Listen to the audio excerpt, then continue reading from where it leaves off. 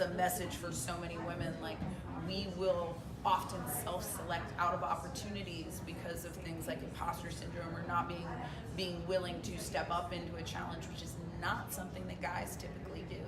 And so if you know, I say it's the importance of male allies, right? Like, if you are that male and you have the opportunity to elevate those women, do it. Help them see maybe something in themselves that they hadn't seen before. And if you are those women surrounding them, make sure that you're building that up, because we will often do that. And to truly grow to the next level, it has to be those things. And then as you're a first, I always say, like, the responsibility of the first is to ensure that you're not the last, right? Because it gives people permission to dream bigger. It would say, like, you're coaching the NFL, like you're living the dream, and I would say no, because this is not a dream I was permitted to have. There was nobody I could look at and say, I want to be her when I grow up. But now the beauty of this is that other girls can grow up dreaming bigger than I ever did, and in fact now we have other women doing it as well. Because once it's been done, it can't be undone. And it's tough to be that first person and that, you know, that person who's in power, who makes that decision. But after they set the tone that it can work, then it gives permission to follow suit. And so no, it wasn't a dream I had, but now I love that it's a viable dream and even a career trajectory for other people. Do you? Yeah. I played tackle football with my friends in the neighborhood until I was 13. Mm-hmm. At that point, I started hearing, you're getting too old, you're developing, you're turning into a young woman, you can't do this anymore. Right. So I quit. How did you avoid that? Or did that come up for you, and how did you handle it? Well, for me, frankly, I didn't get to play football until I was 22 years old. Really? I loved football. Yes, I grew up in Vero Beach, Florida, where football was like a way of life.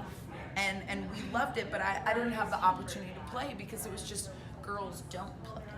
And so I always loved it, and I yet it was like that crush.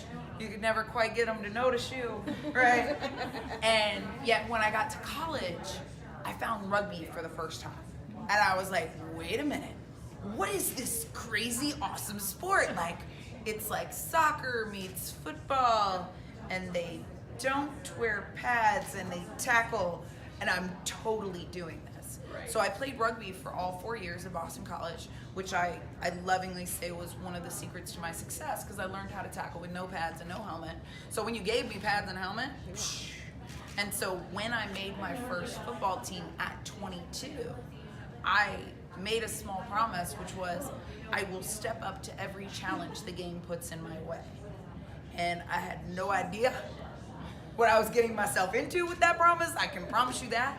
But that was how I lived my career. So yes, that is a challenge that a lot of the younger girls have that love football, but then they transition. And one of the hopes that I really have for these girls is that it won't necessarily be a situation where they have to play against boys, right? I did play against men, but it's not how I think it should have to be.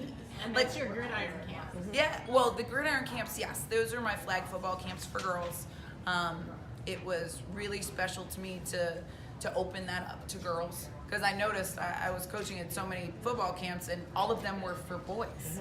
And I was like, well, why aren't there camps for girls? And it was like, oh, well, we don't know that they'll want to do that. And I was like, okay, I know that they want to do this. So who better to do that and stick their toe in the dirt and change that than me? So we did, it was either 18 or 19 camps all across the country in 2018 going into 19. So it was basically like October to October, and still working on expanding that. And I say it's confidence through football, teaching these girls that there's no game that they cannot play and no field that they don't belong in or on. You don't have to want to play football for your whole life, but I have an opportunity to be hands-on with you and show you something that you might not have done otherwise. And to me, that changes everything. Thank you. Yeah.